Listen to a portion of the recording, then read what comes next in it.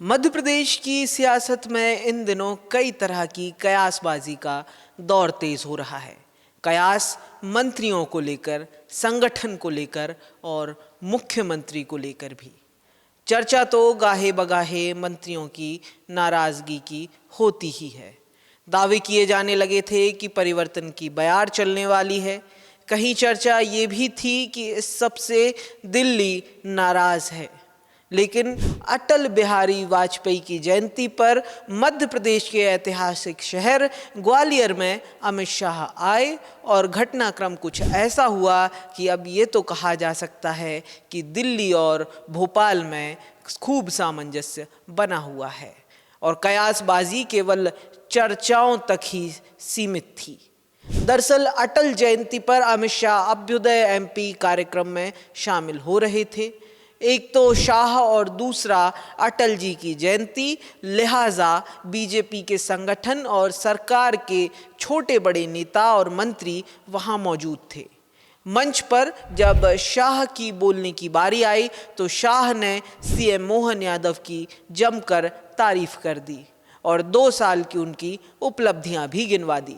वैसे बीजेपी के नेता जब अपनी सरकार की उपलब्धियां गिनवाते हैं तो ये पुरानी परंपरा सी रही है कि दिग्विजय सिंह के 10 साल के शासन को याद करना नहीं भूलते। सड़क में गड्ढे या गड्ढे में सड़क वाले तंज कसना भी नहीं भूलते। सो अमित शाह ने भी यही याद दिलाया।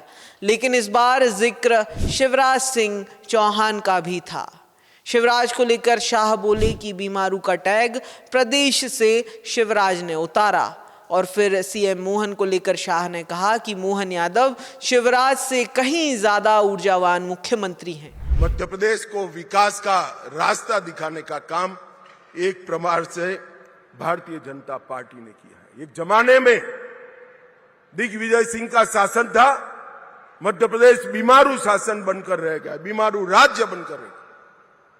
शिवराज जी ने मध्य प्रदेश पर से बीमारू का टैग हटाया, वो भारतीय जनता पार्टी के लंबे समय रहने वाले मुख्यमंत्री बने और अब मोहन यादव जी शिवराज जी से भी ज्यादा ऊर्जा के साथ इसको आगे बढ़ाने का काम कर रहे हैं। इससे निश्चित रूप से मध्य प्रदेश अब विकसित राज्य बनेगा। ऊर्जावान इस शब्द के अपने आप में कई मायने हैं। खैर, शाह का इतना कहना भर ये साफ संदेश था कि सीएम को दिल्ली का पूरा समर्थन और अभय यानी फ्री हैंड मिला हुआ है। ये इसलिए भी कहा जा सकता है क्योंकि शिवराज जो प्रदेश के न सिर्फ सबसे लंबे वक्त तक सीएम रहे हैं बल्कि आज जब वो दिल्ली में हैं तो भी उनकी प्रदेश में लोकप्रियता कम नहीं हुई।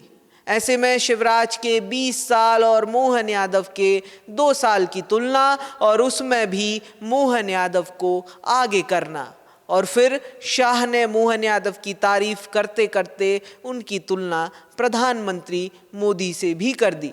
शाह ने कहा, गुजरात में इंडस्ट्रियल कॉन्क्लेव का मॉडल मोदी ने मुख्यमंत्री रहते हुए दिया था, जिसे एक कदम और आगे मोहन यादव ने बढ़ाया और रीजनल इन्वेस्टर्स कॉन्क्लेव का एक नया मोहन मॉडल दिया जिसे अब पूरे देश में लागू किया जाएगा। मैं मोहन यादव जी को एक प्रकार से बधाई देना चाहता हूं क्योंकि ये स्ट्रक्चर्ड इंडस्ट्रियल कॉन्क्लेव्स का शुरुआत नरेंद्र मोदी जी ने गुजरात से किया। वाइब्रेंट गुजरात के नाम से इंडस्ट्रियल समिट को आयोजित करने की एक वैज्ञानिक शुरुआत नरेंद्र मोदी जी ने की और उसमें राज्य के कैपिटल के अंदर एक बहुत बड़ा इंडस्ट्रियल समिट होता था और राज्य में निवेश आता था। बहुत अच्छा प्रयास था, सफल भी हुआ, मगर मोहन यादव जी ने एक नई शुरुआत की कि राज्य के संतुलित विकास के लिए क्षेत्रीय निवेश कॉन्क्लेव की शुरुआत की। ये मध्य प्रदेश के अंदर सभी क्षेत्रों में जो कॉन्क्लेव करने का और निवेश के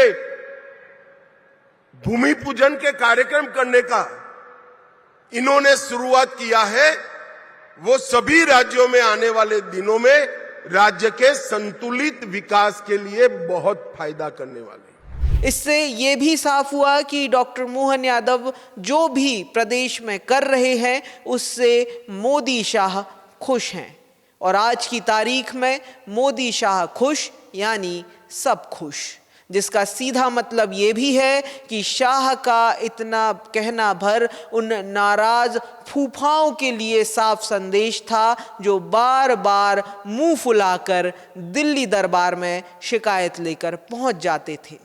खबर तो यहाँ तक भी है कि इन नाराज फूफाओं को ग्वालियर में ही कार्यक्रम के पहले एक छोटी सी मीटिंग करके शाह दो टूक कह चुके हैं। खैर, शाह ने जो कुछ ग्वालियर में कहा उसका असर अभी कम से कम कुछ दिन तक तो प्रदेश की सियासत में देखने जरूर मिलेगा।